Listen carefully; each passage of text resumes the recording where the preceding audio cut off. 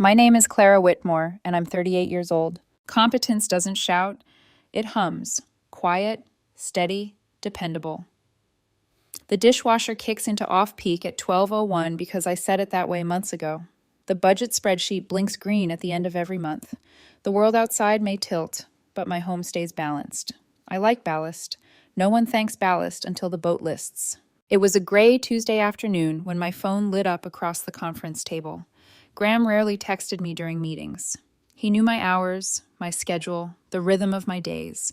So when his name flashed on the screen, I thought, maybe something sweet or simple. Instead it read, "Hey babe, took 20 from the joint for a business opportunity with Vanessa.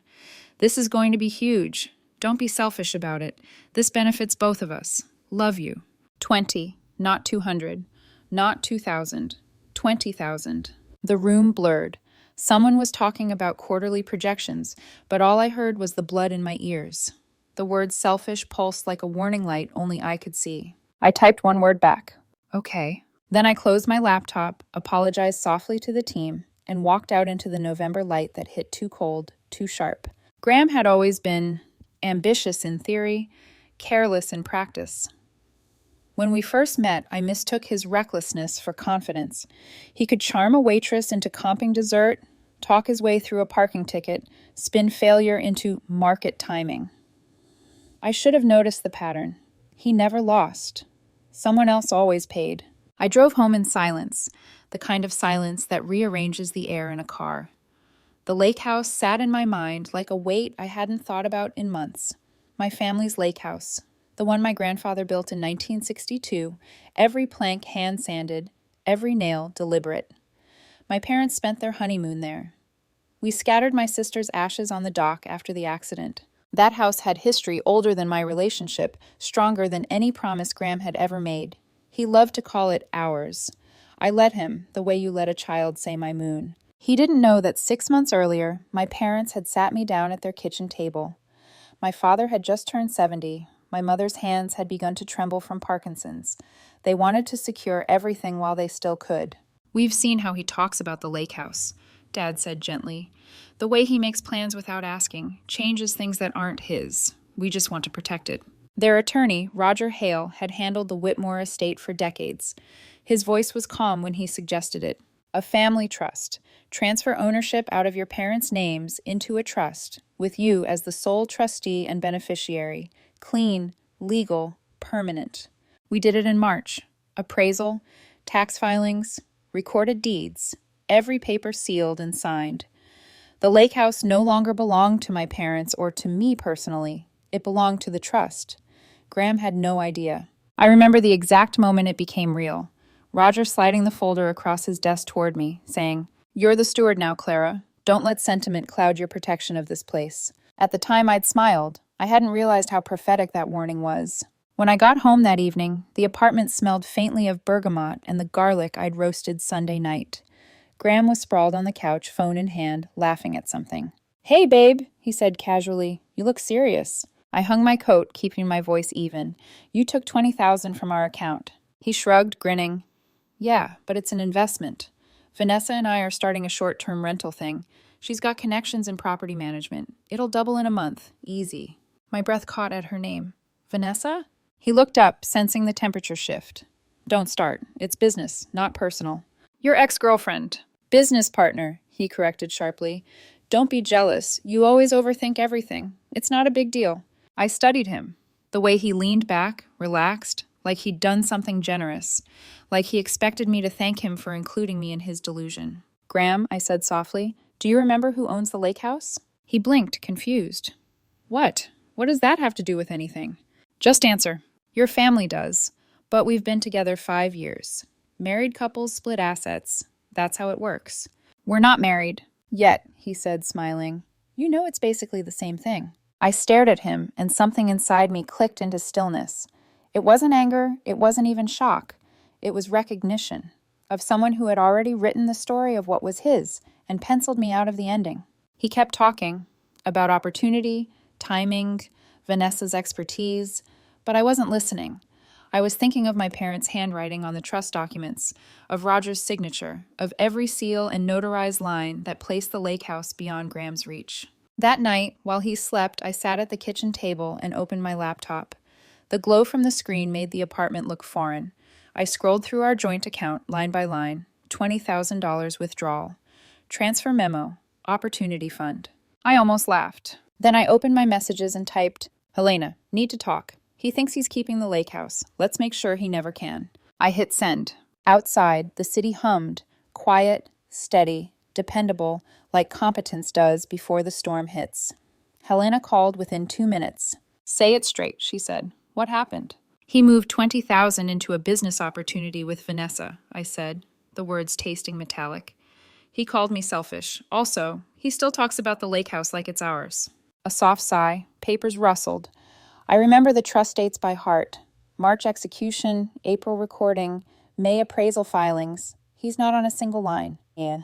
I know. I looked at the wall clock like it might blink back the right answer. He thinks proximity equals ownership. "Entitlement isn't ownership," she said crisply. "Send me your joint account statements for the last 6 months. I'll draft a letter tonight setting expectations and, Clara, hear me, create distance, change logins, freeze the joint card if you must. Do it before you sleep." After we hung up, I changed the passwords with a precision I usually reserved for year-end audits. The joint debit lock slid into place with a satisfying click. I stood at the window, watching the building across the street turn its lights off floor by floor. Somewhere between those windows lived other versions of me, ones who ignored red flags, ones who handed over keys and called it trust. I shut the curtains. Graham woke to the smell of coffee and the appearance of a boundary. "What's this?" He squinted at the email Helena had drafted and I had printed. Notice of financial boundaries. Bullet points. Language even he couldn't misread. "It's clarity," I said. "We need rules." He laughed without humor. "Rules? Are you serious?" "I'm very serious," I said. "We will account for shared bills. Otherwise, no withdrawals without both signatures. The 20,000 you moved is not investment. It's an unapproved transfer. You will return it." He paced, a caged swagger. "We're partners. Why are you acting like a banker?" "I am a banker," I said. "And we're not married." He stilled at that, then smirked. "You think saying that out loud changes anything? We live together. We've built a life. Judges see that. They care about contributions." "You're aiming for palimony now?" I asked quietly. He blinked too slowly. "Don't put words in my mouth. I'm saying we're a team. And as a team, we need capital. Vanessa has the right contacts to convert the lake house into high-season rentals. Do you know what a waterfront place can pull? This is how you build wealth, Clara." "The lake house is not a revenue stream," I said. "It's protected family property." "Protected," he repeated, testing the word like it might crack. "You make everything sound like a vault. Your dad loved me there. Your mom did too. I practically managed the last 4th of July. Bookings, groceries, the playlist. I've poured time into that place." I held his gaze. "Time doesn't confer title." He rolled his eyes. "There you go again. Legalese. When are you going to admit you're afraid to share? You hide behind papers. You don't know how to trust." I thought of Roger sliding the trust folder across the desk, of my mother's careful signature, the faint tremor in her hand. "I know exactly how to trust," I said. "I trust what's written." He tossed the letter onto the table. "Give me a day. I'll move the money back," he said, as if granting a favor. "But I'm not apologizing for thinking bigger than your spreadsheets. Vanessa and I—" "Stop," I said. "Do not say Vanessa and I to me again." That afternoon, Helena sent the formal notice. The trust documents attached, the recorded deed, the appraisal, the tax filings, the date stamps, a paper wall built 6 months before this conversation. Her email to Graham was measured. "Any representation that you have a claim to the property known as Whitmore Lake House is false. Cease and desist from suggesting otherwise to third parties." I CC'd Roger at Helena's suggestion. He replied with a succinct, "Received." The next day, the knock came with the force of a grievance. When I opened the door, Margaret and Donald stood on the threshold, Graham's mother in a coat the color of stormwater, Donald clutching his phone like he might record me. "Clara," Margaret said, already stepping inside, "we need to talk about the lake house." "Good morning to you, too." I didn't move. "We can talk here." She appraised my face like a critic reading the room. "Graham tells us you've hidden that property in a trust, without telling him. How could you blindside family like that? Hidden isn't the word, I said. Recorded is. Donald lifted his phone. We've consulted a friend who's an attorney, he announced. He says if you put it in a trust to keep Graham from his fair share of a marital life you've built. We're not married, I said. Semantics, Margaret snapped. A judge would look at your cohabitation, your shared finances. You can't just yank inheritances out from under the people who've earned them. The word you want is expectations, I said, and expectations are not rights. Her mouth thinned. Your parents promised us we could use that house, she said, each word clipped. Last Christmas. I asked straight out in the kitchen, and your mother said, of course, anytime. That's an agreement. Courtesy, I said, not contract. Promissory estoppel, Donald said, as if he could conjure precedent by speaking it. Spell it, I said, and watched his cheeks mottled. The elevator dinged at the end of the hall. Graham stepped out with 2 paper cups and froze at the tableau. Me in the doorway, his parents bristling like litigants. Finally, he said, forcing cheer. He held out a cup to me. Oat milk, no sugar. I didn't take it. Your parents are leaving, I said. He blinked, then put the cup on the console table, claim staked anyway. Mom, Dad, let's talk inside. This is silly. We're not coming in, Margaret said, eyes on me. Not until she understands she can't use legal tricks to keep a family from what's theirs. Mom, he hissed, mortified now, please. Send your demand in writing, I said, and closed the door. On cue, the email arrived that night. Subject: demand regarding Lake House. It was half sermon, half threat, sprinkled with legal terms borrowed from television. They wanted assurances of access, recognition of sweat equity, and a structured plan to monetize summer weeks, with revenue share. Helena read it twice, then typed without looking at the keys. Response: the Whitmore Lake House is not and has never been marital property. It was transferred during routine estate planning by elderly owners and recorded months before your client's current claims. Access extended as social courtesy is not consideration. Sweat equity does not establish title without a contractual framework, which does not exist. Any attempt to interfere with trust property will be met with injunctive relief. I forwarded the thread to Roger. He called the next morning, unflappable as always. Expect a trust challenge, he said. They'll try a kitchen sink motion. Fraudulent transfer, estoppel, the works. It will be loud and hollow. Still, we'll show up with the calendar. The calendar, I echoed. Dates, Roger said. Dates win cases when feelings dress up as law. 2 weeks later, they filed. Margaret's name led the caption like a banner. The motion was a collage. Screenshots of 4th of July decorations, a paragraph about the time Graham fixed a loose step on the back porch, and an affidavit quoting my mother's "any time." It would have been funny if it weren't so mean. The hearing was set for a Wednesday morning. The courtroom felt colder than the hallway. Even the benches looked unimpressed. I sat beside Helena and Roger. Across the aisle, Margaret dabbed at her eyes with a tissue she didn't need. Graham kept smoothing his tie as if optics could tuck in facts. Vanessa wasn't there, but the thought of her hovered like a smirk. The judge read quietly for a long minute, then looked up at me, at Margaret, at the clock. Counsel, she said to the other side, your motion asserts that the trust was established to defraud your client's son of property. What evidence do you have that at the time of transfer, Ms. Whitmore or her parents contemplated depriving your client of any marital interest?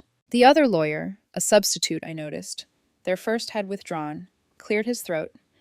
There is a pattern of behavior, Your Honor. The respondent refers to the property as ours. The family hosts events there, and my client relied on a promise. A social promise, the judge said. Do you have evidence of consideration? Any writing, email, text, letter? We have testimony. Testimony about a holiday courtesy. The judge's eyebrows lifted a millimeter. What about the dates? The trust? Helena slid a slim binder forward. Recorded deed March. Appraisal March. Gift tax return filed April. The first time Mr. Graham raised any claim resembling ownership was 6 months afterward when he asked to monetize summer weeks. We have texts. The judge turned a page. You're not married, she said to Graham, not unkindly, like a teacher reminding a student of the prompt. He looked at his shoes. No, Your Honor. So you're asking me to invalidate an elderly couple's estate planning because you assumed proximity conferred property rights, she said. Motion denied. Do not file this again. When the gavel's soft tap landed, it sounded like a lid closing on a box I should never have opened for him in the first place. In the hallway, Margaret cried, finally, from anger, not grief. Donald avoided my eyes, busy texting no one. Helena leaned close. People who lose entitlement don't seek closure, she murmured. They seek leverage. Expect a different tactic now. What kind? I asked. Something messier, she said. Something with trucks. I knew before she said it. In my mind, I could already hear the beep-beep of a moving van reversing toward a dock that would never be his. Helena was right. 2 weeks after the hearing, I got a call from my father just past dawn. His voice was calm, but I could hear the tension hiding beneath it. Clara, honey, Graham's here, with a moving truck. I sat up so fast I nearly pulled the lamp off the nightstand. He's what? He says he's just collecting what's his, Dad continued. He's got movers with him. Your mother's already called the sheriff's non-emergency line. I was already halfway to the closet pulling on jeans. Don't engage him. I'll be there in 2 hours. By the time I reached the lake house, the air was thick with July heat and tension. The driveway was lined with a white rental truck and 2 men in company shirts, standing awkwardly by the porch steps. And there was Graham, arms folded, sunglasses on, a smirk just soft enough to pass for confidence. Morning, Clara, he said when I got out. I'm just here to pick up my things. I looked past him to see the living room window open, curtains fluttering, and one of my mother's antique chairs sitting on the porch. What things? I asked evenly. The furniture I bought, the deck set, the kitchenware, the stuff I paid for. With whose money? Our money. Joint account, he said, which makes it marital property. I stepped closer, lowering my voice. You keep forgetting we're not married. He gave a dry laugh. That's what this is really about, isn't it? You want to pretend none of it meant anything. Fine. Keep your title, Counselor Whitmore. He gestured toward the movers. Take the chairs. The taller mover hesitated. Ma'am, he said to me, is there a dispute here? We're not supposed to remove items if ownership's contested. There's a dispute, I said. Big one. Behind me, the front door opened and my father stepped out. He still wore his old fishing hat, as if that might keep the morning ordinary. Graham, he said evenly, this isn't your house. These aren't your things. You're trespassing. Graham's jaw tightened. Sir, I put money into this place. I made it better. You all used it. You loved my renovations. Mom's voice floated out behind Dad's. We loved your energy, she said gently. But this home isn't a group project. It's family property. And right now, you're making a scene. The words hit him like stones skipping across calm water. His composure rippled, then cracked. You never liked me, he snapped. You all just tolerated me because Clara needed someone predictable enough to bring home. That's not true, Mom said. Yes, it is, he shouted. You planned this, moving the trust, freezing me out, treating me like I'm disposable. You think paper makes you untouchable? I built memories here too. I crossed my arms. Memories don't come with deeds. He took a step forward. You know what? Fine. He turned to the movers. Leave the furniture. I'll take something smaller. And then, before anyone could stop him, he reached for the lamp on the side table, the one my mother had polished every spring for 20 years, and hurled it onto the deck. The glass exploded like a gunshot. My father's phone was already out. That's destruction of property, he said, voice perfectly calm. And we've got it on video. Graham froze, the realization flickering across his face like a bad forecast. You can't... Call your lawyer, I said quietly. You'll need her. The movers were already backing away. Ma'am, one said, we can't take anything from here. Liability, sorry. They climbed into the truck, reversing down the gravel drive, leaving Graham standing amid the shards. For a moment, I thought he might cry. Instead, he turned to me, eyes glassy, but defiant. You'll regret this, Clara, he said. You think you're protected, but people talk. Everyone will know what kind of woman you are. I hope they do, I said. They'll know I read the fine print. He stalked off toward his car, the sound of gravel under his shoes like punctuation marks to a conversation long overdue. Inside, Mom was sweeping up the broken glass. You should have let me call the sheriff sooner, she said quietly. It's all right, I said. We've got the video. That's better than a police report. Helena agreed. I sent her the footage within the hour. She forwarded it to Graham's attorney with a single line. Your client vandalized trust property. Evidence attached. Please advise him regarding appropriate conduct during ongoing proceedings. For a week, it was silent. Then Roger called. Someone filed a second challenge, he said, sounding almost bemused. Guess who? Graham again? No, his mother. Margaret? Correct. She's claiming there was a verbal agreement granting her lifelong access to the lake house as part of your relationship. I actually laughed. She's suing for visitation rights to a property she doesn't own? More or less, Roger said. She's asserting promissory estoppel. Claims your parents promised her use of the lake house as long as you and Graham were together. My father, when I called, sounded tired but unbothered. Your mother and I aren't worried, he said. We never promised anything. It's harassment. She'll learn soon enough that courtrooms don't care about imagined promises. The hearing was short. Margaret arrived in a tailored navy dress, clutching a stack of emails she clearly believed were evidence. Her new lawyer, a nervous man who looked barely out of law school, mumbled something about equitable expectations. The judge flipped through the pages unimpressed. Mrs. Brennan, these are holiday photos. They show my client's reliance on the family's invitation, Your Honor, the lawyer said weakly. Reliance to what end? There was no contract, no consideration, and no ownership interest, the judge said, setting the file aside. This is an estate planning trust, not a timeshare. Motion denied.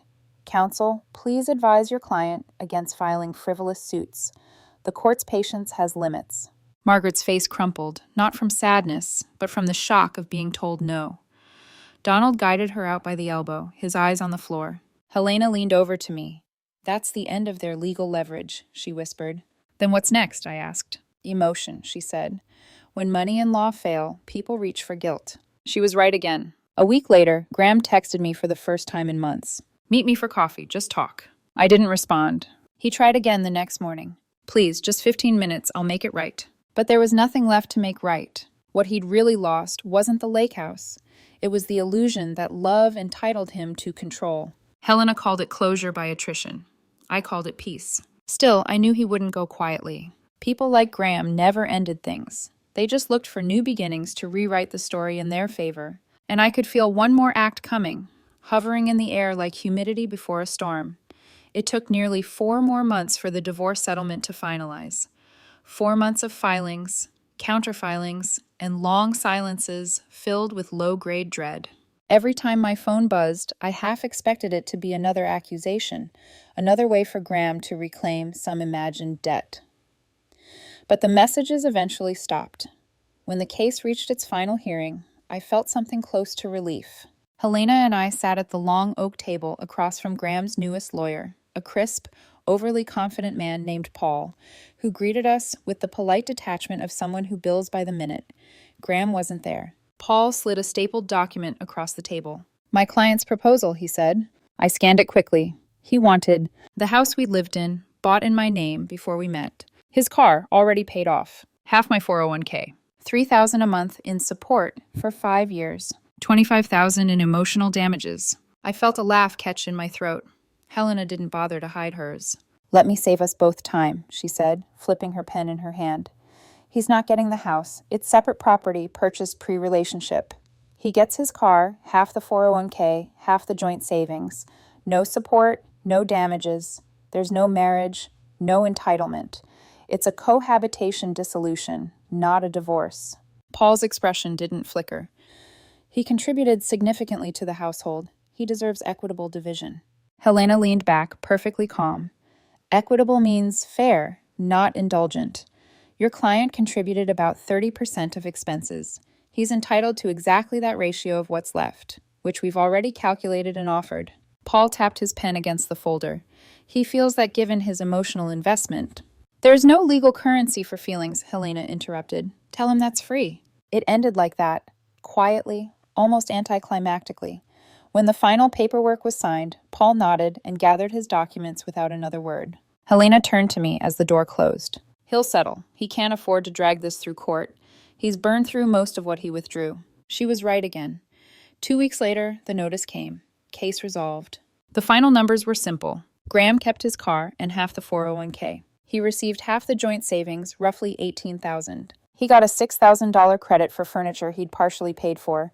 Total, $102,000. I kept everything else. The house, the trust, my name. The judge's tone during the closing session was measured, almost weary. Mr. Brennan, she said, you understand that no part of Ms. Whitmore's family property was ever legally or equitably yours.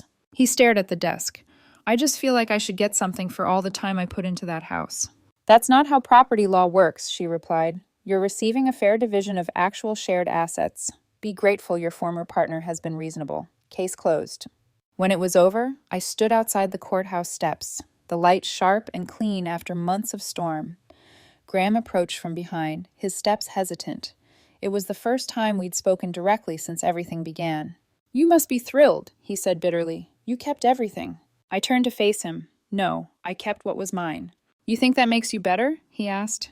"It makes me honest." He laughed softly, but it was hollow. "Your family poisoned you against me." "No, Graham," I said. "You did that yourself, when you mistook access for ownership." For a moment, something flickered in his eyes, something almost human, almost regret. "I loved that place," he said. "You loved the idea of owning it," I said. "There's a difference." He looked like he wanted to argue, but the words wouldn't come. Finally, he shoved his hands into his pockets and turned away. "I hope you're happy." "I'm not happy," I said quietly, "but I'm done." I watched him walk toward the parking lot until the crowd swallowed him whole. That night, I drove to the lake house. The road curled through the pines, golden leaves drifting across the windshield. When I reached the dock, the lake was perfectly still, the reflection so clear it felt like glass. My parents were sitting on the porch, wrapped in light sweaters, sipping tea. Dad smiled when he saw me. "It's done then?" "It's done," I said. He nodded toward the water. "Your grandfather built that dock after the war," he said softly. "Said the trick to making it last wasn't the wood. It was the anchors. You don't see them, but they hold everything steady."